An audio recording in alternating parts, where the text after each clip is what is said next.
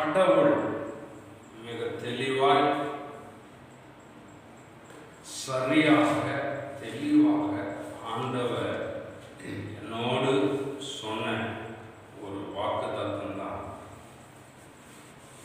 இந்த ஆதியாகமம் 28:15.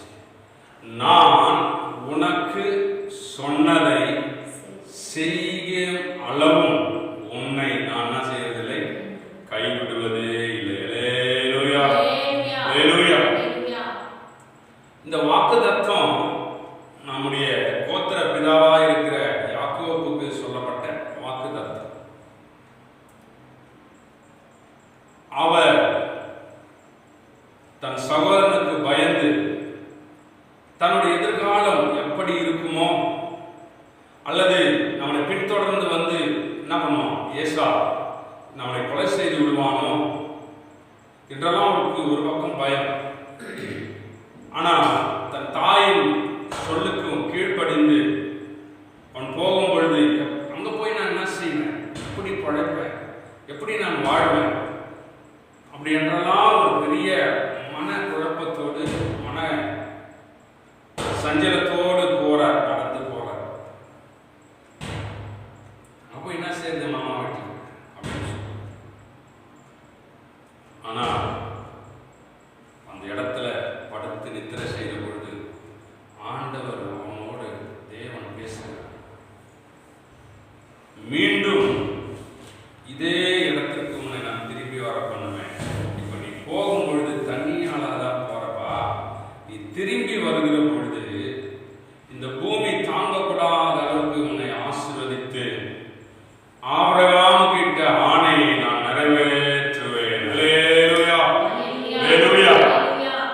இதை நான் சொன்னல, இதை நான் செஞ்சு முடிக்கிற வரை உன்னை நான் கைவிடுவதே இல்லை. அல்லேலூயா. இன்னைக்கு கூட கர்த்தர் சொல்ற வாக்கு தத்துவம் இங்க இருக்கிற ஒவ்வொருத்தருக்கும் தேவன் சொன்ன ஒரு காரியம், உங்கள் ஒவ்வொருவருக்கும் கடவுள் சொன்ன ஒவ்வொரு விஷயம், அல்லது வசனம் மூலமாக, அல்லது உங்களுக்கு தரிசனம் மூலமாக, உங்களுக்கு சொப்பனம் மூலமாக, அல்லது பிரத்யட்சமாய் பேசின சத்தமாய் இருக்குமானாலும் அதை செய்து என் ஆண்டவர் உங்க வாழ்க்கையில முடிகிற வர உங்களை நாம கைவிடுவதே மாற்றார். அல்லேலூயா, அல்லேலூயா. இந்த வருஷம் ஆண்டவர் உன்னை கைவிடவே மாட்டார். அல்லேலூயா. எப்படின்னா அவர் சொன்னதை நிறைவேற்றி முடிக்கிற வரை நம்மளை கைவிடுவார்கள். அல்லேலூயா. இந்த கைவிடுவதில் என்று சொன்னா, இப்ப நம்ம கை இருக்குல்ல, நம்ம கையை ஆண்டவர் பிடிக்கல, நம்ம கையை ஆண்டவர் பிடிச்சிருக்கிறார், நம்ம ஆண்டவர் பிடிக்கல. யாருக்கு நம்ம கை பிடிச்சிருக்கு? கை விடுவதில்லைன்னா என்ன அர்த்தம்னா, அவர் தான் பிடிச்சிருக்கிறார். யார் கைய? இங்க இருக்கிற ஒருத்தருடைய கையும் யார் தான் பிடிச்சிருக்கிறது? ஆண்டவர் தான் பிடிச்சிருக்கிறார். நம்ம பிடிக்கல, நம்ம பிடிச்ச ஒரு வேலை விட்டுடலாம். ஆனா கடவுள் நம்ம கரங்களை பிடித்திருக்கிறார். அல்லேலூயா. அவர் சொன்னதை நிறைவேற்றி முடிக்கிற வரை நம்மளை கைவிடவே மாட்டார். அல்லேலூயா. ஏன்னா நம்ம பலவீனமானவர்கள், அவர் பராக்கிரமசாலி. அல்லேலூயா. அவர் சொன்னதை செய்தே முடிப்பார். அல்லேலூயா. இந்த வாக்கு தத்துவம் மனிதனுக்கு ஏன் கொடுக்கப்படுகிறது என்றால், தேவனோடு மனிதன் ரொம்ப என்ன செய்யணும், உடன்படிக்கையாய் வாழ வேண்டும் என்பதற்காக தேவன் வாக்குதான் தந்தார். யாருக்கு? மனிதனுக்கு. அப்புறம் பார்த்தீங்கன்னா சின்ன சின்ன காரியமாய் இருந்ததுனாலதான் நம்ம ஆண்டவரை விசுவாசிக்கிறோம். இந்த வாக்குத்தத்தத்தை கொடுத்தா நமக்கு என்ன தேற்றப்படுகிறோம். அந்த வாக்குத்தத்தம் நமக்கு விசுவாசத்தை என்ன பண்ணுது, இன்னும் அதிகப்படுத்துது. என்ன பண்ணுது? விசுவாசத்தை நமக்கு அதிகப்படுத்துது. ஆகவேதான் தேவன் ஒவ்வொரு சோர்ந்து போயிருக்கிற ஒவ்வொரு மனிதனுக்கு, அல்லது நிர்பந்தமான சூழ்நிலை இருக்கிற ஒவ்வொரு மனிதனுக்கும் ஆண்டவர் வாக்கு தத்தங்களை கொடுத்து அவன் என்ன பண்றார்? தேற்றுறார். அல்லேலூயா. அந்த வாக்கு தத்தம் அந்த மனிதனை தேற்றுது. அந்த வார்த்தை அது என்ன தெரியுமா? இப்ப உலகத்துல பாத்தீங்கன்னா ஒரு பெரிய ஒரு நெருக்கடியில ஒரு சூழ்நிலையில இருக்கிற ஒரு மனிதனுக்கு ஒரு நல்ல வார்த்தையை சொல்லும் பொழுது அந்த மனிதன் என்ன பண்றான்? தேற்றப்படுகிறார். அப்படிதானே? ஒரு வியாதியிலையோ இல்ல ஒரு நெருக்கடியான சூழ்நிலை இருக்கும் பொழுது கவலைப்படாதப்பா, கடவுள் ஒருத்தர் இருக்கிறாருன்னு அவனுக்கு சொல்லும் பொழுது அவனுடைய இருதயம் என்ன பண்ணுது? தேற்றப்படுகிறது. இல்லை அதே போல கடவுள் அவர் விரும்புகிற காரியத்தை ஒரு மனிதன் மேல் செய்வதற்காக அந்த மனிதனுக்கு ஒரு மிகப்பெரிய வாக்கு தத்தத்தையும் அவர் பிராமிசையும் கர்த்தர் என்ன பண்றார்? பண்ணுகிறார். அல்லேலூயா. அவர் சொல்ற, நான் அதுக்கு முன்னாடி அந்த வசனத்தை வாசிக்கலாம். அவர் சொல்றாரு என்ன செய்வேன் சொல்லி. அதுக்கு மேல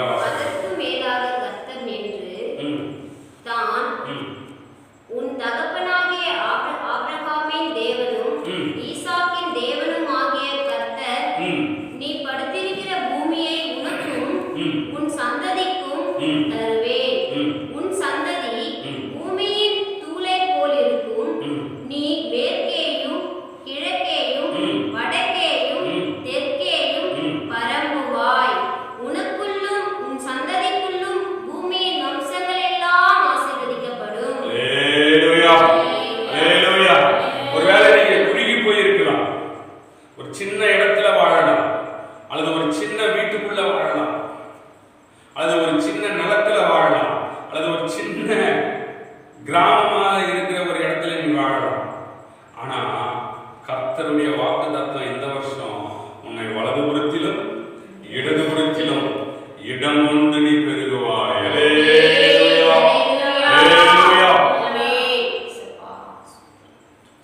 பெருகுவாய். அவனுடைய சூழ்நிலை நீங்க பார்க்கணும்.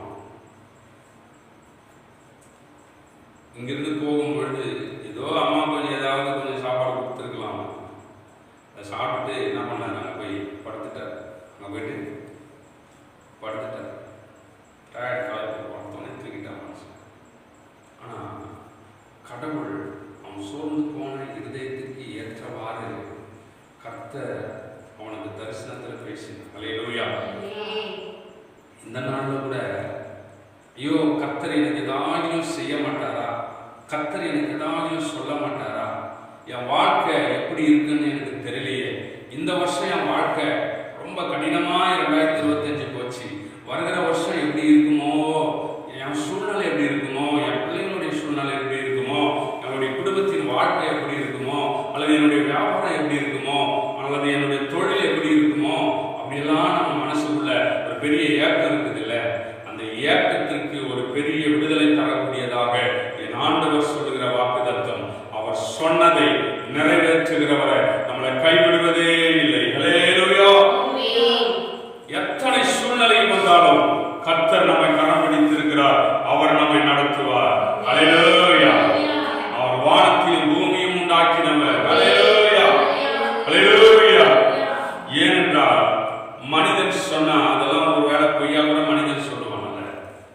என்னாகும் 23:17 வார்த்தைங்கன்னா 19 என்னாகும் 23ஆம் அதிகாரம் 19ஆம் வசனத்தில் சொன்னீங்கன்னா பொய் சொல்ல தேவன் ஒரு மனிதன் அல்ல. வாசிங்க பார்க்கலாம். அவர் சொல்லி செய்யாதிருப்பாரோ. என்னாகமும் 23:19 பொய் சொல்ல தேவன் ஒரு மனிதனும் அல்ல, மனமாற அவன் மனுபுத்திரனும் அல்ல. ஆமென். அவர் சொல்லியும் செய்யாதிருப்பாரோ. அவர் சொல்லியும் செய்யாமல இருப்பாரோ. அல்லேலூயா. இந்த பக்கத்துல இருக்கிறவங்க பிடிச்சி கையை பிடிச்சி சொல்லி பார்க்கலாம். ஹலோ, நிச்சயமா உனக்கு சொன்னதை நிறைவேற்றி முடிக்கிறவரை உன்னை கைவிடவே மாட்டார். அல்லேலூயா. அவர் மனெல்லாம் மாற மாட்டார் சொல்லிட்டு. ஏன்னா அவர் பொய் சொல்றதுக்கு மனுஷன் இல்லை. அல்லேலூயா. மனிதனெல்லாம் சொல்லுங்க, மனிதனுடைய தன்மை மறந்து போவான், மறப்பான், மறந்து போவான், கைவிடுவான் அல்லது ஏமாற்றுவான். இதெல்லாம் மனிதனுடைய குணம், மனிதனுடைய தன்மைகள். மறந்து போயிடுவான். இன்னைக்கு இதை செய்யறேன்னு சொல்லுவான், நாளைக்கு கேட்டீங்கன்னா நாளைக்கு செய்யறேன், அல்லது 2 நாள் கழிச்சு போனா நீ யாருன்னே தெரியாதுன்னு சொல்லுவான். நீ யாருன்னு? ஏன்னா மனிதனுடைய இயல்பான தன்மை.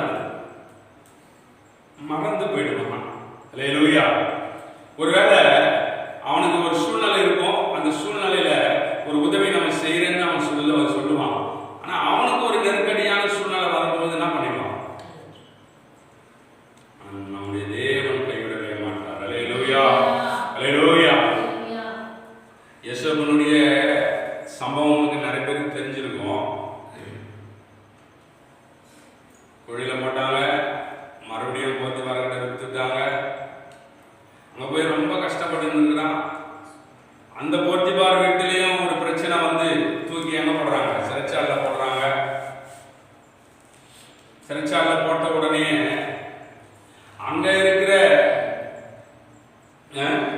ஒரு பானபத்திரக்காரனுடைய தலைவன் இருக்கிறான்.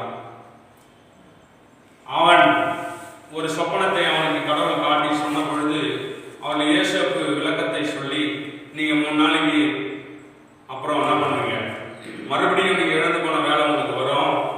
அந்த வேலை வருகிற பொழுது அடியனை கொஞ்சம் என்ன பண்ணுங்க, நினைச்சுக்குங்க அப்படின்னு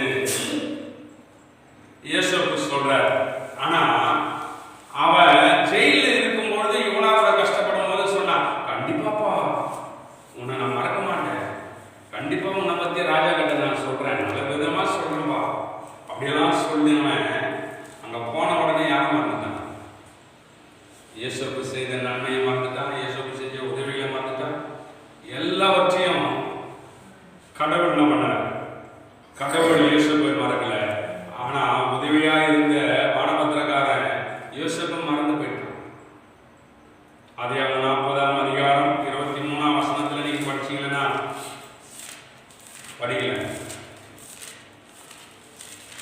40:23.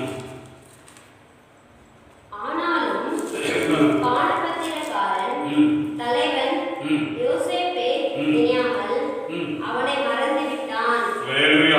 அவன் நினைக்கல, மறந்துடுவான். ஏன்னா மனுஷன் அவன் சொன்னதை அவன் என்ன செய்தான், மறந்து போயிட்டான்.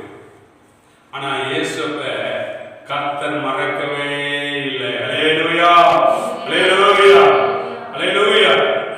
ஆண்டவருடைய வார்த்தை அவனுக்கு எப்போ வெளிப்பட்டதோ, என்னைக்கு தரிசனம் வந்ததோ, அந்த நாளிலிருந்து ஆண்டவர் அவனை உயர்த்துகிற நாள் வரை அவன் கூடவே தான் இருந்தார். அல்லேலூயா. அவன் சிறைச்சாலையில் இருந்தாலும், குழியில போட்டாங்க, அங்க இருந்தாலும், அடிமையாய் வேலை செய்யற இடத்துல எங்க இருந்தாலும் கடவுள் என் ஆண்டவர் அந்த மனிதனோடவே கூடவே இருந்தார். அவனை விட்டு விலகவே இல்லை, அவனை கைவிடவே இல்லை. அல்லேலூயா. அவன் ராஜாவாய் மாறுகிற வரை, மரணமான தருவாயில் வருகிற வரை என் ஆண்டவர் யோசேப்பை கைவிடவே இல்லை. அல்லேலூயா.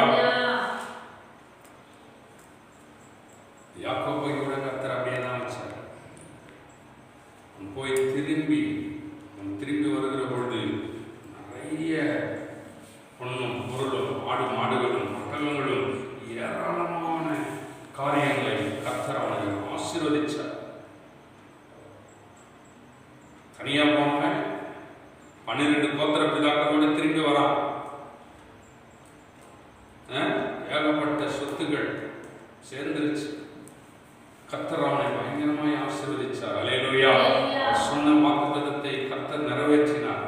மீண்டும் அதே இடத்துல வந்து அவன் பலி செலுத்த கர்த்தர் அவனை வைச்சார். இங்கிருந்து போகும் பொழுது வெறுமையாய் போனவன் திரும்பி வருகிற பொழுது கடவுளுடைய நிறைவான ஆசீர்வாதத்தை கொண்டு வந்து அதே இடத்துல கர்த்தர் அவனை வைத்து கர்த்தர் ஒரு மிகப்பெரிய மனிதனை அவனை மாற்றினார். அல்லேலூயா.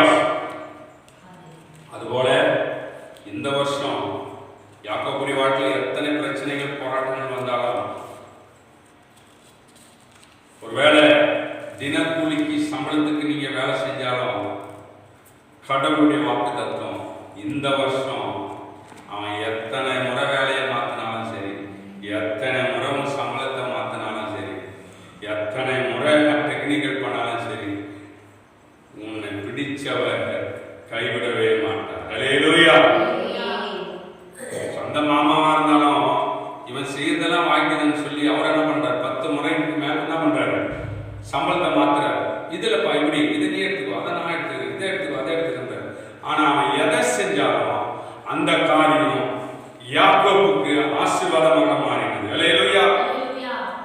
அதுபோல உலக மனுஷனாலும் நம்மளை பத்தி இல்லை உங்களை பத்தி எதோ நினைக்கலாம், அவன் தடுக்கலாம்னு நினைக்கிறான். உங்க முன்னேற்றத்தை அவன் ஒரு நாளும் தடுத்து நிறுத்தவே முடியாது. அல்லேலூயா.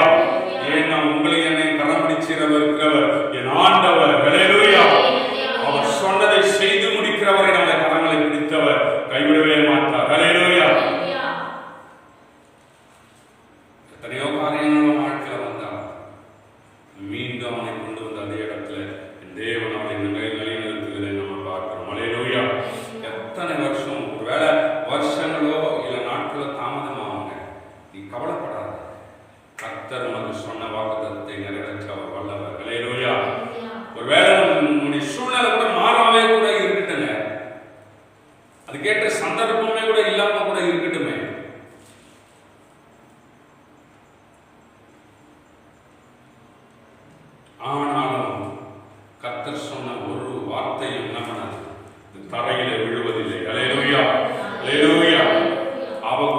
எழுதின தீர்க்க தரிசன புஸ்தகம் 2ஆம் அதிகாரம் 3ஆம் வசனத்தை நீங்க படிக்கலாம்.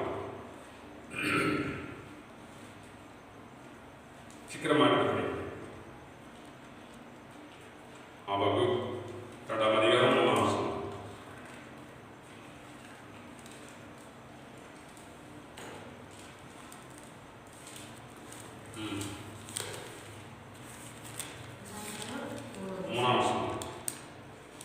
குறித்த காலத்துக்கு தரிசனம் என்று வைக்கப்பட்டிருக்கிறது. முடிவிலே அது விளங்கும். அது பொய் சொல்லாது. அது தாமதித்தாலும் அதற்கு காத்திரு. அது நிச்சயமாய் அது வரும். அது தாமதிப்பதில்லை. அல்லேலூயா. கொஞ்சம் காலம் தாமதமாகுங்க, அதனால நீங்க காத்து நிறுங்க. என் ஆண்டவர் அவர் சொன்னதை நிறைவேற்றி முடிப்பார். அல்லேலூயா. ஒருவேளை அதுக்கேற்ற மாதிரி சூழ்நிலை இல்லாம கூட இருக்குங்க, மாறாக நடக்குது. கர்த்தர் உங்களுக்கு நல்ல அழகான வீட்டை தருவார்னு வாக்குத்தத்தம் பண்ணியிருக்கட்டும். ஆனா இப்ப இருக்கிற வீடு ரொம்ப அதை காட்டிலும் மோசமா இருக்குதா? ரொம்ப நீங்க கவலைப்படாத. கர்த்தர் சொன்ன வாக்குத்தத்தை நிறைவேற்ற அவர் வல்லவர். ஒரு சில வருஷத்துக்கு முன்பாக கர்த்தர் எனக்கு ஒரு தரிசனத்தை காட்டினார். என்னுடைய வீடு ஒரு 10 ஃபுல்லா ஓலை மேல கூரை போட்டு சுத்தி தடுக்க இருந்துச்சு. அந்த வீட்டை மாற்றி கட்டுவதற்கு கூட என்னிடத்துல காசு இல்லை. ஆனா 35 ரூபாய் ஒரு கட்டு ஓலை. எவ்வளோ? தென்னை ஓலை 35 ரூபாய். அந்த 35 ரூபாய் காசு என்கிட்ட இல்லை. அப்போ ஏசப்பா எப்படியாவது அந்த 35 ரூபாய் சந்திச்சிங்கன்னா மழை வந்த பொழுது ஏசப்பா இதை நான் என்ன பண்ண, கொஞ்சம் இதை கட்டிடுறேன் அப்படின்னு நான் சொல்லுகிற பொழுது ஆண்டவர் ஒரு தரிசனத்தை காட்டினார். என்ன தெரியுமா? அந்த வீடு இருக்கிற இடத்துல அப்படியே ஒரு பெரிய படி இருக்கு. 2வது மாடிக்கு போவாங்க படி, மற்ற வீட்டுக்கு படி போடுவாங்க. அந்த மாதிரி அந்த படியில ஏறி நான் என்ன செய்றேன், மேலே போய் நின்று திரும்பி பார்க்குறேன். பார்த்தா பெரிய ஹால், பெரிய வீடு. மூச்சின்னு பார்த்தேன். பார்த்தா எங்கதான் படுத்துருக்கிறேன், அந்த கூரை வீட்டில் தான் படுத்துருக்கிறேன், தரையில். அப்ப தரையில படுத்து இருக்கும் பொழுதும்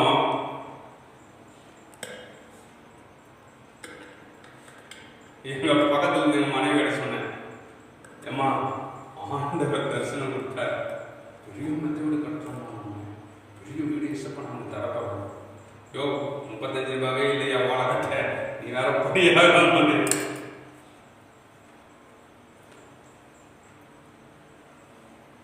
நாட்கள் ஓடினது. கர்த்தர் காட்டின அதே இடத்துல அதே படி. நான் இன்ஜினியர் கூப்பிடல, யாரையும் கூப்பிட்டு பிளான் பண்ணல. கர்த்தர் காசு கொடுத்தாரையோ இந்த பக்கம் நீட்டு வை, இதுல இந்த பக்கம் ஒரு பெட்ரூம் மாற்றம், இங்க ஒரு ஹால் மாற்றம். அப்புறம் அவன் அப்படியே கட்டினே வந்தான். சரி இங்க தான் படி வைக்கணும், சரி வச்சுதே படிய. கர்த்தர் காட்டின அதே இடத்துல படியை கர்த்தர் கொண்டு வந்து நிறுத்தினார். அல்லேலூயா. நான் சொல்றேன், கர்த்தர் வாக்குத்தத்தம் பண்ணும் பொழுது அதற்கு சம்பந்தமே இருக்காதுங்க நம்ம வாழ்க்கை. ஒருவேளை உங்களுக்கு கர்த்தர் அப்படிப்பட்ட வாக்குத்தத்தம் தருகிறாருன்னா அதுக்கேற்றபடி சூழ்நிலை உங்களுக்கு அமைஞ்சிருக்காது. நீ கவலைப்படாத, கர்த்தர் சொன்னதை செய்யறவரை நம்ம கைவிட மாட்டார். அல்லேலூயா, அல்லேலூயா. ஒருவேளை உங்களுடைய சரீரம் கூட மாறுதலாக மாறி இருக்கட்டுமே. ஆபிரகாமுக்கு என்னங்க நடந்துச்சு? ரோமர் நிருபம் 4ஆம் அதிகாரத்துல நீங்க வாசிங்க 18. சீக்கிரம் வாசிங்க.